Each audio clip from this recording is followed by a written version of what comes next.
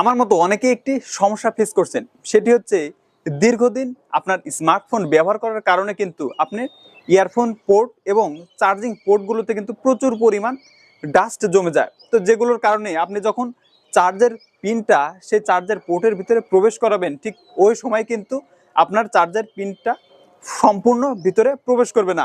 তাই আপনি নিয়মিত যদি আপনার টাইপ সি পোর্টটা যদি পরিষ্কার রাখেন, তাহলে কিন্তু আপনার চার্জিংয়ের যে ক্যাপাসিটি ছিল শুরুর দিকে দ্রুত আপনার স্মার্টফোনে চার্জ উঠত।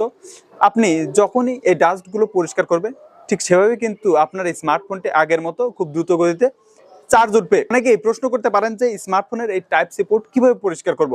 আসলে আপনি যদি সিম ইজেক্টর পিন অথবা সুই দিয়ে এই চার্জিং পোর্টের ভিতরে প্রবেশ করেন, তাহলে কিন্তু এইখানে নেগেটিভ এবং পজিটিভ এক হয়ে আপনার ব্যাটারি কিন্তু ডেড হয়ে যেতে পারে। এছাড়া টুথপিক সহ আপনি কটন বারের উপরে